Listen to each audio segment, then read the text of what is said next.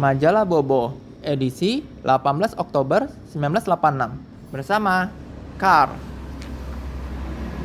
Halo, apa kabar, Bo? Berisi surat-surat yang dijawab langsung oleh Bobo. Coba tanya papa mama kalian, ada nggak dulu masuk ke rubrik ini? Tulis di kolom komentar ya. Sebuah sapu tangan. Ini berkisah tentang seorang anak yang kurang menghargai pemberian orang tuanya. Di pause dan zoom aja ya.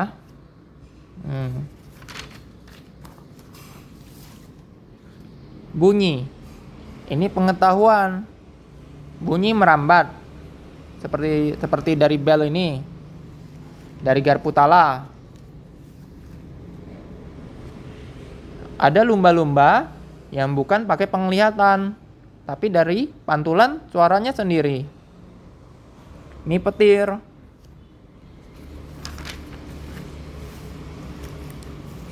Terowongan penyeludup. Dari cerbung, kelompok tangan hitam. Makanya subscribe ya kawan-kawan, supaya tahu ceritanya dengan lengkap. Kita bertemu di stasiun kereta gantung, Minggu pukul 14.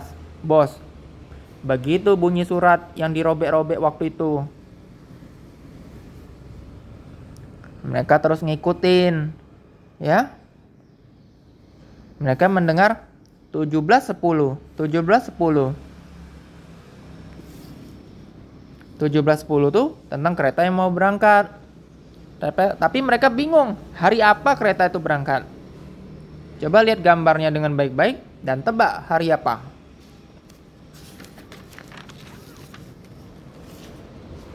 Arena kecil dan tak disangka. Berisi kumpulan cerita-cerita lucu kiriman kawan-kawan. Bona, gajah kecil berbelalai panjang. Nih, Bona tidak sengaja menabrak satu anak sehingga ikannya terjatuh. Tempat ikannya pecah. Anak itu meminta ganti.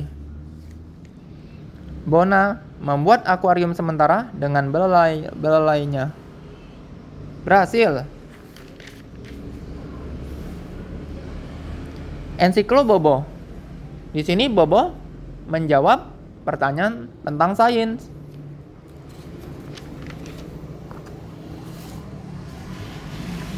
Cici dan sekitar kita. Cerita tentang penyu yang hampir punah. Nih ada yang bentuk gini, paru elang. Ada penyu daging. Nih proses dia menggali telur.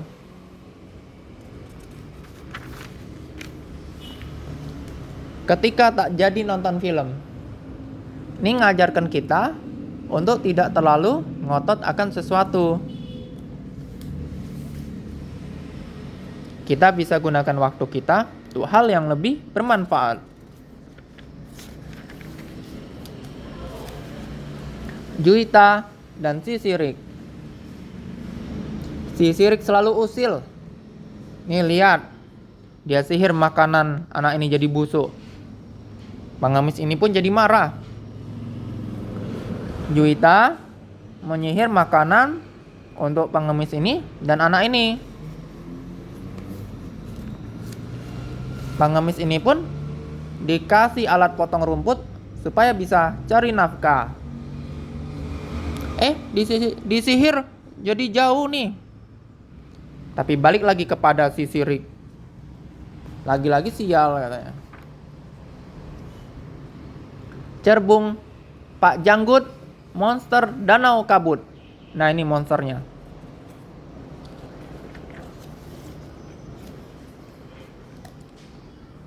Nah, kambing yang udah terjatuh ke air ditarik nih. Lalu si Ludo penjahat menemukan buntelan Pak Janggut. Taulah Ludo kalau asistennya sudah bertemu dengan Pak Janggut.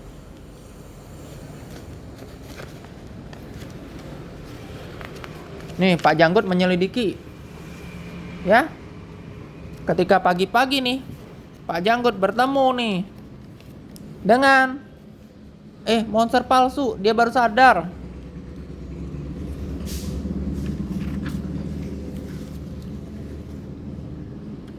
Dibuat dari kayu yang dilapisi kain tenda. Oh, gitu rupanya. Oh, gini cara bergeraknya. Dan Pak Janggut naik. Ini ada 2 lentera untuk jadi mata tiruan bagi monster palsu ini. Ditangkap Pak Janggut nih. Si penjahat menyandra Pak Janggut. Dia tunjukkan harta yang dia peroleh dari membohongi warga desa.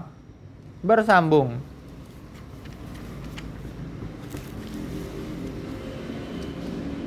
Sahabat Bobo.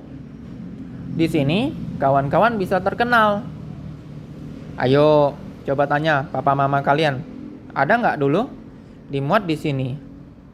Cerita di kolom komentar ya. 7 pencuri yang malang. Nah, ini ngajarkan kita untuk bijak. Bijak jadi tak mudah ditipu. Sayembara Bobo. Ada teka-teki silang yang harus kita isi. Berani kan ngisi teka-teki silang? 2 anak kucing. Cerpen ini ngajarkan kita kalau punya piaraan itu harus telaten. Kalau kita tidak sempat, mending tidak usah piara. Kan kita sudah sibuk belajar ya kawan-kawan. Lebih baik konsen belajar aja supaya jadi anak yang pintar.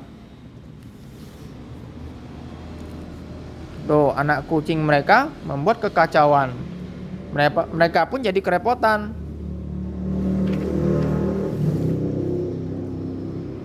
Untuk latihan di rumah.